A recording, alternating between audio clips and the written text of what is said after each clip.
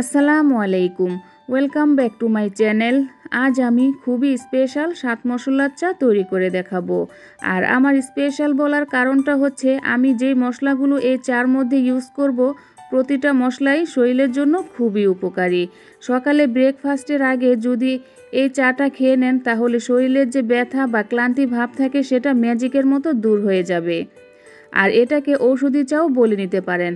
আমাদের সবারই শরীর সুস্থ রাখার জন্য এই চাটা খাওয়া জরুরি।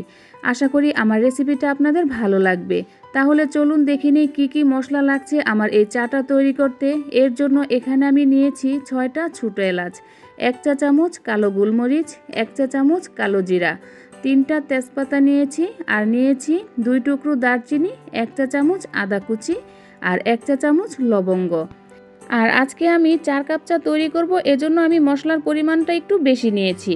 আপনারা যদি 2 কাপ চা তৈরি করেন তাহলে মশলার পরিমাণটা কমিয়ে দেবেন। চুলায় আমি একটা হাঁড়িতে 5 কাপ পানি বলক তুলে নিয়েছি, কারণ পানিটা জাল করে আমি 4 কাপ করে নেব। এজন্য আমি পানির পরিমাণটা একটু বেশি দিয়েছি। এবার আমি মশলাগুলো চার পানির মধ্যে দিয়ে দেব। প্রথমে দিয়ে দিচ্ছি লবঙ্গ, দারচিনি, ছোটো এলাচ, কালো গোলমরিচ, কালো জিরা, তেজপাতা, আর দিয়ে দিচ্ছি আদা কুচি। এবারে মশলাগুলো পানির সাথে ভালো করে জাল করে নিতে হবে। আমি 5 মিনিটের মতো জাল করে নেব। আর রং চার পানিটা যত জাল করবেন চাটা খেতে ততটাই ভালো লাগবে। এই তো আমি 5 মিনিটের মতো জাল করে নিয়েছি। চায়ের পানির কালারটা চেঞ্জ হয়ে গেছে, দেখেই বোঝা যাচ্ছে। এবারে দিয়ে দিচ্ছি 1 চা চামচ চা পাতা। চা পাতাটা দিয়ে আমি বেশিক্ষণ জাল করব না। চা পাতা দিয়ে আমি জাস্ট 2টা বলক তুলে নেব। চা পাতাটা দেওয়ার পর বেশি জাল করলে চাটা খেতে ভালো লাগে না, এজন্য চা পাতা দেওয়ার পর 2টা বলক তুলেই নামিয়ে ফেলতে হবে। এবার আমি একটা কাপে সার্ভ করে নেব। এজন্য এখানে আমি একটা কাপ নিয়েছি। একটা ছাঁকনির সাহায্যে আমি চাটা ছেঁকে নেব। চা থেকে খুব সুন্দর একটা মশলার ফ্লেভার আসছে, আর দেখতেও কালারটা কত সুন্দর হয়েছে। এইভাবে করে 7 মশলার চাটা বাসায় খুব সহজেই তৈরি করে নিতে পারেন। খেলে কিন্তু শরীরের জন্য খুবই উপকার।